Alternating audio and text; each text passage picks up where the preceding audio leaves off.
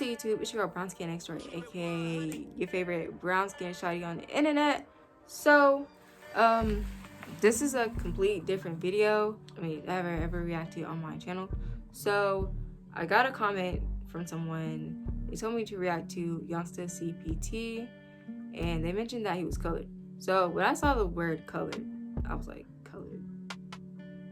Colored? Like, I've never heard of that term outside of like America.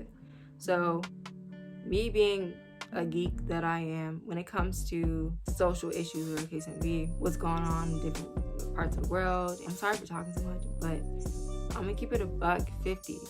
In this video I will be talking a lot, so I'm gonna warn you, I will be talking a lot in this video.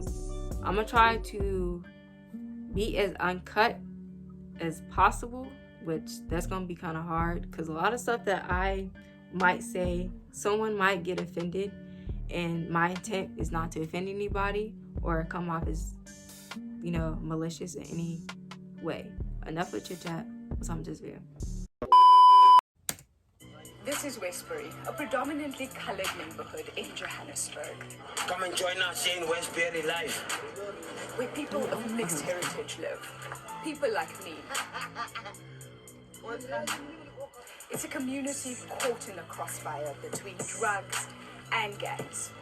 when you smoke this, they put on a safety belt. But they're also battling perceptions that in the new South Africa, they're not quite black enough. That's so weird. Okay, so no disrespect, right? Okay, I know we're just like 30 seconds in, but it's so crazy. Like, I'm assuming that colored means someone with mixed heritage, or either biracial or someone that has multiple ethnicities they are mixed with.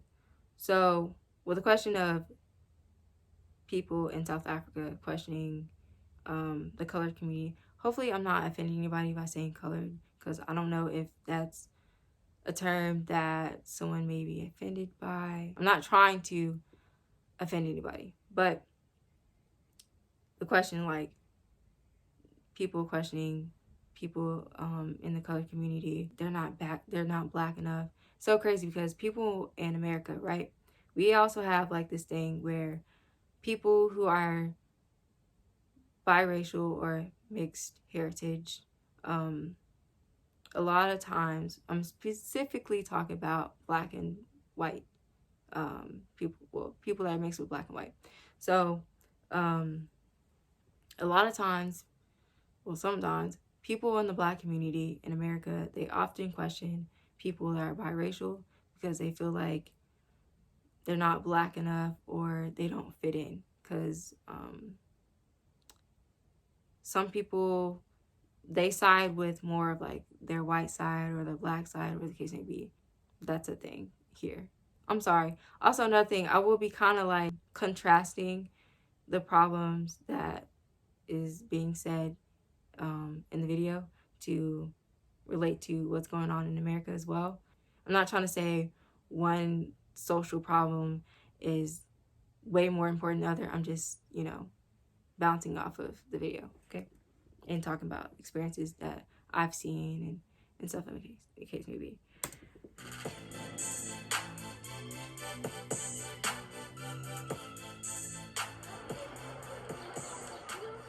During apartheid, the government separated the mainly Afrikaans-speaking people from black Africans and forced them to live in areas like this one. On the streets, we meet some community activists holding a meeting about the challenges facing Westbury. It's a great opportunity to ask them to define the colored identity. I'm a colored. I call myself a colored because through the apartheid government, we were given that name, colored. My grandmother is Scottish, and my grandfather is a Zulu. What is a colored? Because I can't see myself as a colored, because that identity was forced onto me. If you have a identity crisis, what do? If you don't know who you are. Now the problem that we have in our area here is our people don't know who they are. And history has been distorted. So much so that even the color believes he's a color. Even though this identity was forced upon us, first by the colonialists, then the national government, and now the democratic dispensation. That's so crazy. That's so crazy. Okay, so I'm not, dang. So I don't want to like get too heavy on my heritage or whatever the case may be. I think I've stated in plenty of videos, I don't really know particularly where my ancestors are from, but my grandfather, he is mixed with Native American. So I'm just gonna speak briefly about like the Native Americans and stuff like that. Most of the time, if you try to trace back like Native American heritage or your Native ancestors, most of the time you will see on their papers like mulatto, because they didn't want to like list them as Native, and they, but we're not gonna get into that. Okay, we're not gonna get into that because it's a lot. Now I've come here to interview them, but they end up asking the tough questions. How would you identify the term colored from your perspective? See, it's the easy definition would be people of mixed heritage, right? Yeah, that's what people generally accept. So it's been tough for me. It's been tough for me talking about these issues because I used to live in Kenya for a long time, and there isn't this you're colored, you're black, you're white. There isn't a race issue. There's more of a tribe issue. So this is new for me, and grappling with this issue, it's a lot for me. And having these discussions in my family, it causes huge divisions, and I think it causes huge divisions in communities because families are microcosms of that. So this is my issue, and this is what I think I am grappling with at the moment as well. Wow, that's so crazy. Okay, I'm sorry I'm pausing so much, but that's so crazy. I didn't know it was more of like a tribal thing. When it comes to biracial people in America, it's more of just a race thing. A lot of the social problems in America is basically based off of race. America is basically built off of systematic racism. And I'm not gonna get deep into all that because I can go on and on and on and on and on. If you want to talk about that, we can talk about that on my Instagram. If you want to follow me on Instagram, you can go ahead and do that. But I don't really post on my Instagram. But if you want to talk about whatever case may be, we can talk about it. And the term colored, I didn't really mention this in the beginning. So the term colored in South Africa basically means like someone of mixed heritage. But in America, like colored back in the late 1800s, that literally meant like a derogatory term towards African American. So I thought that was kind of crazy. Closely linked with an identity struggle here is the struggle to find a job. 23-year-old Luther Noble has been looking for work for over a year. South Africa has one of the highest youth unemployment rates in the world, and it's going up. For the colored community, unemployment is at nearly 22%, still lower than for the black majority. Do you feel judged by what skin color you are? Well, I went in 2015 for a job. They said I should come back. The second big manager didn't even look my way because I was a color. He told the big manager that he's not taking people. So you've been through you're not black enough, you're not white enough. It was discouraging. I gave up for a year to look for work. Do you think that communities like Westbury feel marginalized because they are predominantly colored people who live here? Yeah. We feel like maybe looked over most of the time. Staying off the streets and out of trouble is a constant battle for young men like Luther. According to police, there have been 33 gang-related deaths in Westbury this past year. So this is a main street where they used to shoot people a lot, as I understand. Once was here, one was in our street, up in that street there, mostly in between ours. They shoot people. And you'd see this kind of thing, you witness it on a daily basis. I would mostly be in house. Sometimes you'll hear it, sometimes you'll just have to keep quiet. And if you're late at night, you have to switch off your TV and everything and just wait till everything is done. Westbury recently erupted in violent protests following the shooting of a woman and a 10-year-old girl caught in the crossfire between rival gangs. Wow. The lady was laying there, my Sad. tears were falling. Then I said, today I'm gonna make kak. In other words, I'm gonna make shit today. Carol Sullies led the action here. She didn't plan to, but her frustration boiled over. Actually, the government saw how our colored people of this community, they were angry. As you seen, they have even put petrol bombs into the police van and nobody could have stopped them. What do you think is at the source of that anger? Is it poverty? Is it unemployment? Is it the drugs? What's the source? You know, let me start with unemployment. I mean, yeah, I will say education is also part of it. But most of our youngsters, they finish matric, then they don't have anything to do. They will stand on corners because someone that are selling drugs will say, no, man, I can pay you 1,000 rent a week. And I mean, if you don't get anything, you finish with school, what are you going to do? You're going to take 1,000 rent. I have children. My Sad too. People are sad. It's a dog-eat-dog world. I kid you not. It's so sad. It's kind of just like you have to just fend for yourself because any government system is just out there in the world. I'm just convinced it's just crooked. It's just crooked. And hopefully this video don't get taken down. At least it don't get taken down because I'm like literally talking about like controversial stuff. But yeah, it's just sad. When you start making the signs of gangsters, then I knew, no, I had to do something. He's not giving me problems. He's still encouraged. But doing the things that gangsters do. And then I also have my daughter is 13 years. It's her first year. It's her first year in high school. Like our girls, most of them are on drugs. If you can walk around and you see a lot of youngsters here, especially our girls, our youth, they are like, you can even cry when you look at them.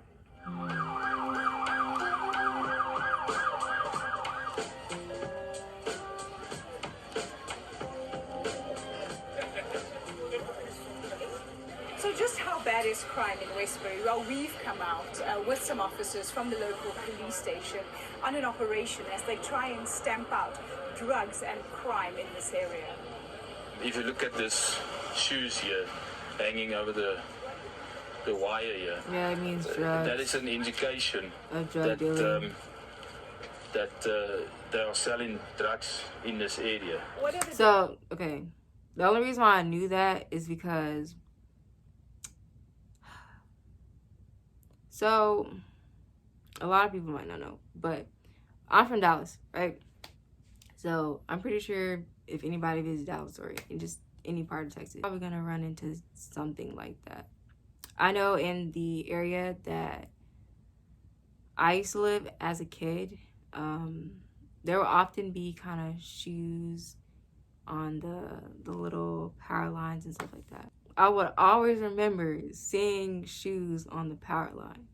Like I would always remember that. I'm like, I didn't know what it meant.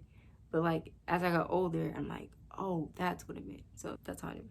I'm sorry, I'm talking too much. that they sell here predominantly? Predominantly drugs. Drug that's sold here is crystal meth, which they've got so many names for. We've got, you know, it's called tuck, it's called meth. And you don't have to go very far to see how common drug use is here. We found these guys just around the corner from the police station. When you smoke this, they put on a safety belt.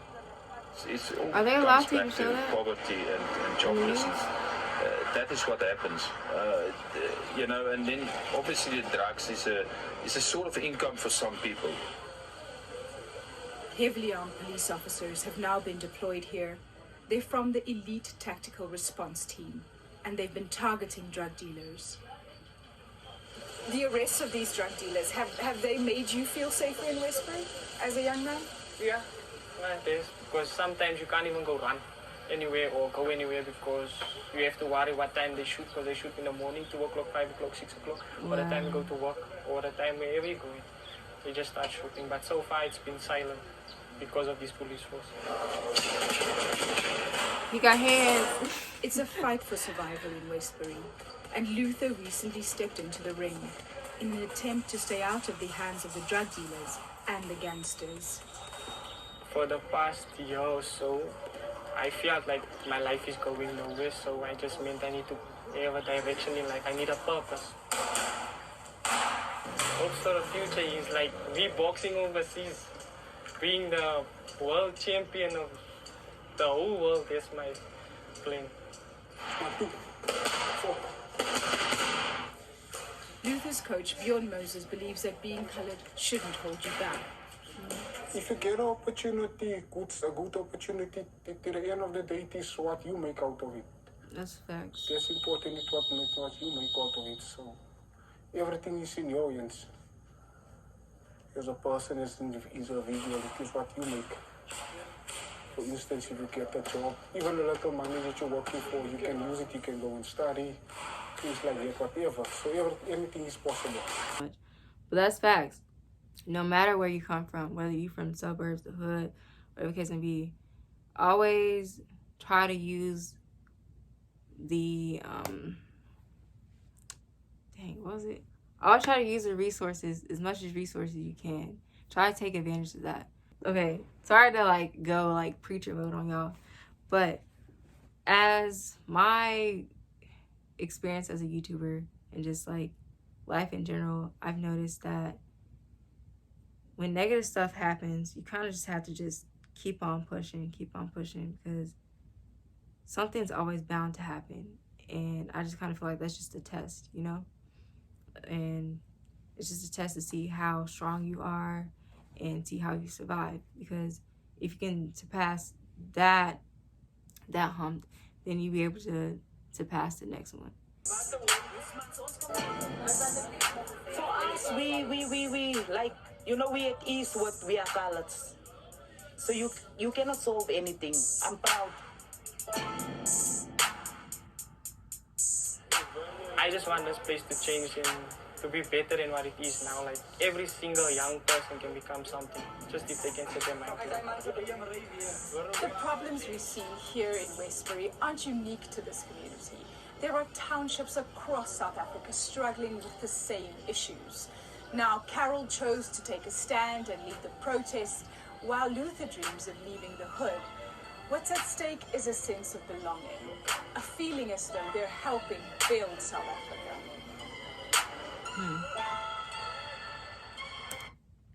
Okay, well, that was a quite interesting video. I learned a lot. Of course, I'm still gonna ask questions. Of course, that's just me. That's just me. So, for the people that identify as colored, right? What does being colored mean to you, and how did it shape your life? And do you consider the word colored as a derogatory term? If so, explain why. If not, explain why. I'm just interested in just how people live, because I understand that people outside where I'm from have a different experience. I understand that. And I know sometimes in my reaction videos, when someone says something really deep, sometimes I do throw in my personal experience, which I gotta stop doing that because a lot of people don't care. But I only do that because sometimes I have a bad habit of being too vulnerable, and I resonate with the song, so I'm just dang, I have to say it. I don't have to, but I just feel like I have the need to say it. Hopefully in the video, I didn't say anything offensive, in case maybe, excuse my ignorance. Like I said, I'm learning about stuff like this. I find it very interesting. If you have any documentaries that you want me to check out outside of YouTube, I will watch it. And if you want to talk about it, we can. Like I said, I love talking about stuff like this. I love it. I could literally talk about this all day. I kid you not. When it comes to stuff like this, I love talking about this. I love it. Even though it can be very controversial, but it's okay to get out your comfort zone. Because a lot of people don't think like everybody. Everybody has a different mind. Everybody has a different personality. Everybody has different experiences. And a lot of the stuff that was going on in the colored community was kind of some of the stuff that Black people and biracial people are dealing with in America. Like being judged upon your skin complexion. So colorism is like a very, very, very, very huge thing in the Black community. I know you may see me and you're like, oh, you probably haven't experienced colorism. I've seen people experience colorism. Even though most people that experience colorism is a darkened complexion. So people in the Black community are more favored towards people that are lighter complexion or look as brown skinned people. It's a little bit on the middle. I'm not gonna speak for all the people that are brown skinned, because like, to be honest, a couple years ago, not even a couple years ago, like when I was little, I didn't consider myself brown skinned. You're light skinned, you're dark skinned. So if you're not light skinned, you're dark skinned. You're automatically dark skinned. So I basically spent my whole entire childhood like, oh yeah, I'm dark skinned. But I know like to certain people, I would be dark skinned, and then to another set of people, I might be considered light skinned, which I don't see it because I'm not. And then there's this one drop rule that Black people apply to people of mixed heritage. They'll say, if you have, okay, well, it's not even Black people. It came from slave masters. So back when slavery was happening, if any person that was mixed, they had one drop of Black in them, they were considered Black, even though they didn't look like they were Black. If they had any Black features, like hair texture, just African features. And then there are like biracial people that could pass as white, and sometimes they were able to pass as white. You know what? I'm not gonna talk about Black history. I'm not gonna talk about Black history because that's a whole different thing, right? That's a whole different thing. But like I said, I'm not trying to compare both social issues. Okay, hopefully it doesn't sound bad, but like some of the issues that people in the colored community in South Africa, it's like a mixture of problems that's happening in the Black community here as well. So that's what I was trying to do in the video, but hopefully I didn't anybody. So I was not trying to make, you know, any social issue as lesser than another, because both of them are very important in which it needs to be solved. Remind you, I'm not the most political correct person. I don't try to portray myself as like somebody woke or whatever the case may be. I'm just speaking what I see and whatever the case may be. Like, I try to expand my knowledge, okay? Because that's just something I yearn for. My overall goal is just to become wise. That's me. That's just something I yearn for. It's just to become wise. About time I hit 25, which that's not too long from here. I want to be able to just I don't know, like I just want to be able to just stand up for people and be a voice for people and try to help out as best as I can, whether if it's my voice or my pockets. Hopefully I'll be able to, like, in the future, I don't know, but I'm starting to lose my voice, but if I ever were able to like get a lot of money, of course I'll be donating a lot of, I'll donate. That's just me. I'm a giving person. I've seen stuff. Let's just put it like that. I've seen stuff. I know how hard it is in the world. I'm losing my voice. I know how hard it is in the world. But don't forget to like, comment, subscribe. Hope you guys enjoy the video. Peace.